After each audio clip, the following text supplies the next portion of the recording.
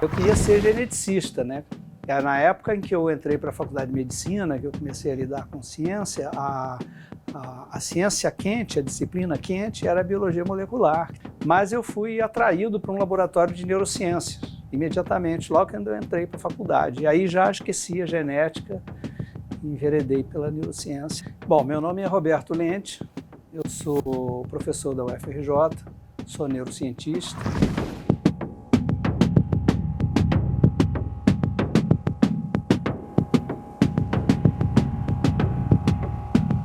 O cérebro é o que nos faz humanos, né?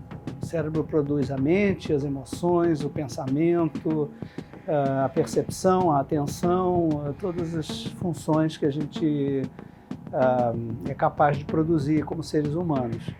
E as doenças do cérebro produzem as disfunções dessas mesmas esferas. São todas doenças cujo tratamento é muito pouco eficaz. Os tratamentos existentes são ineficazes. Uma das razões é que a gente não as conhece bem. E tem um outro aspecto que são aplicações várias dos conhecimentos de como a mente funciona. E não só na parte médica, mas de criar máquinas que sejam inteligentes, que reproduzam os mecanismos do cérebro, etc. E, claro, a curiosidade que as pessoas sentem pela neurociência também é sentida pelos cientistas. E uma coisa leva a outra. Eu gosto de planta, gosto de ler.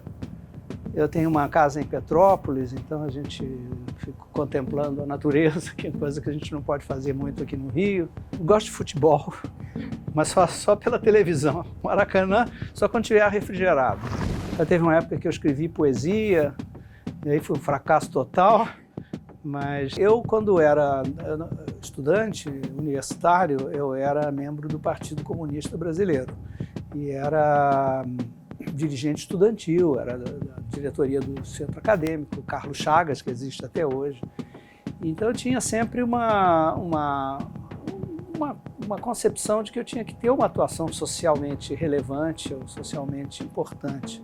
E aos poucos eu fui encontrando uma maneira de articular o meu trabalho científico, estricto sensu, no laboratório, com uma atividade de relevância social através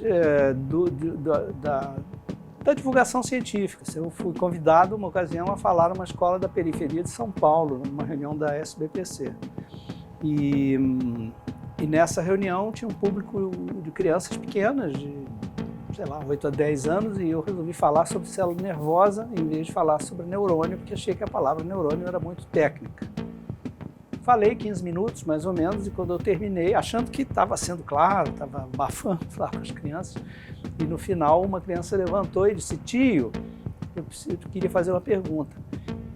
Existe célula calma? E eu percebi que as minhas escolhas de linguagem, de tema, talvez, de maneira de conduzir a minha fala para as crianças era completamente inadequado. Então eu resolvi enfrentar esse problema e aí daí surgiu a ideia que muitos anos depois eu pude concretizar de escrever literatura infantil de ciência.